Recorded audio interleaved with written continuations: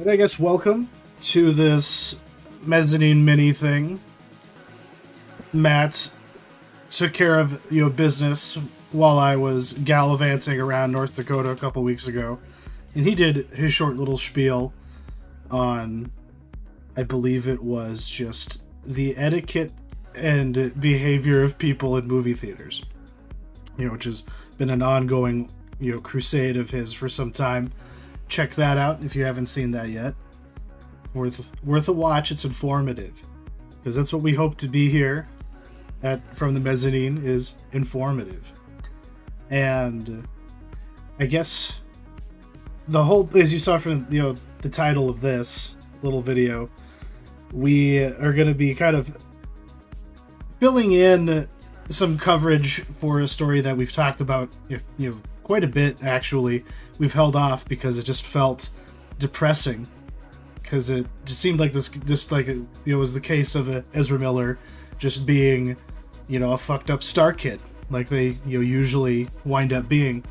But there's been some developments, and there's some local flavor attached to it that is actually quite fascinating, honestly.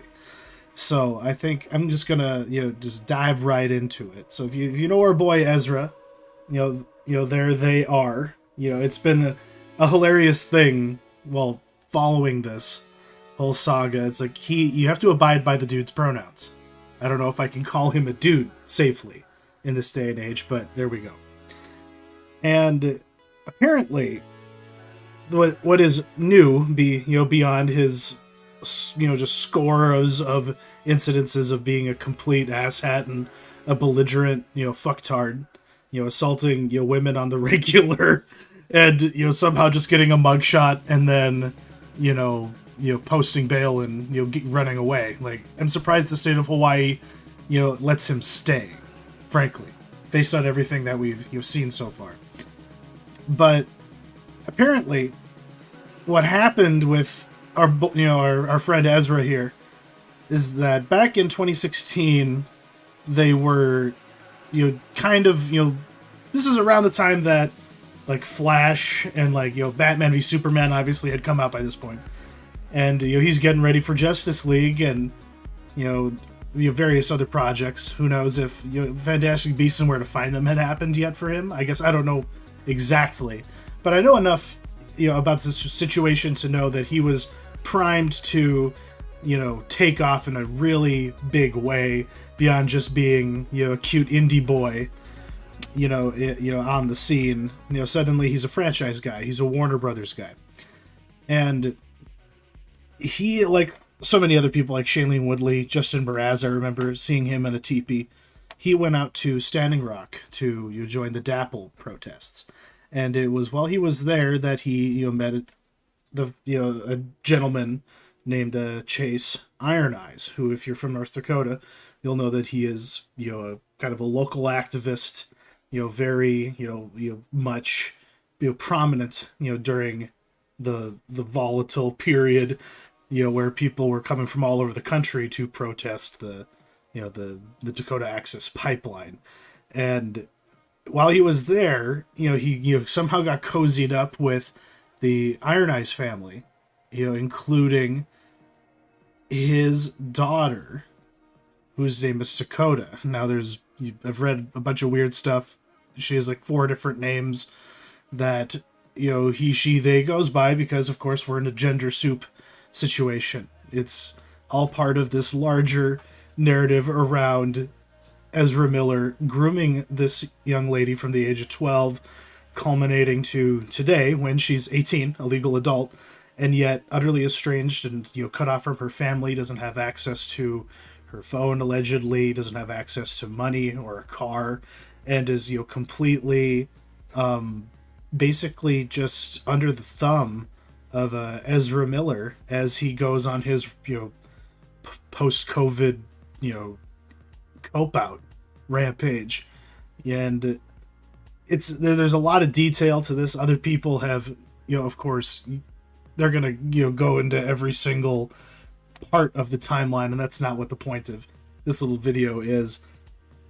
It's just fascinating how quickly the whole situation can change, from having a feeling of sympathy for the guy to being very obviously disgusted by what is alleged to have happened.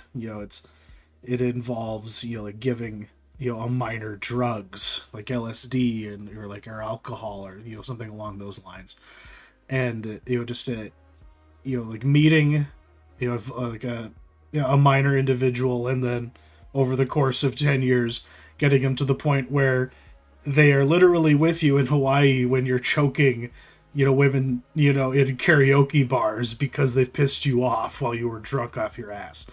And that's what I guess is interesting, is also that in all of the time that we've been talking about Ezra Miller's cavalcade of red flags across this planet, what who has been she has been present for it the whole time.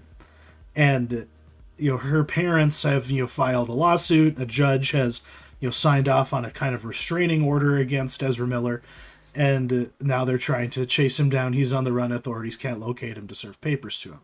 It's a very bizarre story now. I guess it always has been bizarre, but it just blew my mind to see the name Iron Eyes show up in an article about Ezra Miller being a drunk ass.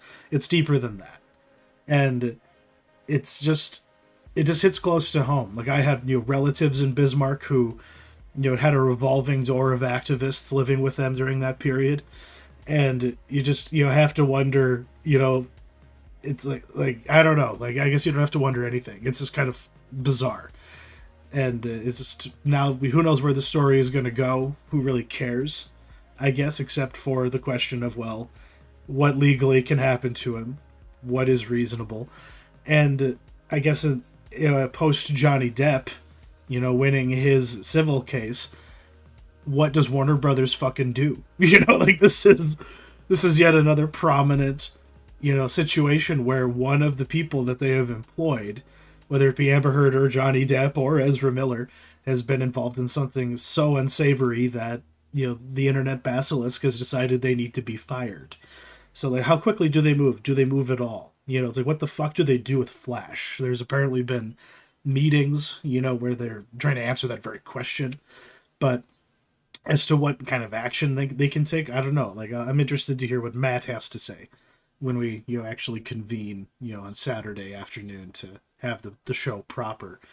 But there was just a lot of moving parts to this nonsense, and I kind of wanted to spare the main show from having to go through all of it. That was the purpose of this. I suggest, if you really have a hankering to know as much as you can, go seek it out. I'm sure there's a lot of TMZ, tabloidy, coverage getting into every nook and cranny of it. But it's a sad situation.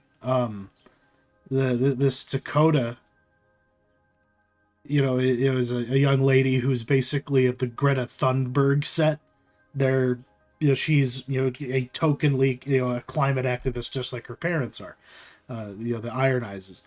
And so there's lots of appearances at those kind of events. She already kind of had a taste of, of being close to celebrity and fame, which of course is, all the grease you need to really activate and you'll get an opportunity. And then here you have a movie star paying for you to go to college on top of it. Granted, she drops out of it for unknown reasons, but probably in no small part because of influence he already was putting on her. It's a very, very troubling development to the story, and we'll just have to see what the heck happens in the coming months as far as everything going on with the DC movie universe. They're in sorry shape. It's not going to get any easier for them. And, obviously you just hope that everything is okay with everyone involved and that nobody gets hurt if they haven't already been hurt already. And that's my public service announcement for today. Sorry that this isn't spicier. Sorry that this isn't funnier. But it just blew my mind. And it just needed to be articulated, I guess. Thank you for joining us. Or me, rather. Hope you join us on Saturday at 3:30 for our From the Mezzanine, which is going to be covering our favorites of the year so far, halfway through the year that was of 2022. Have a good one. Thank you for watching.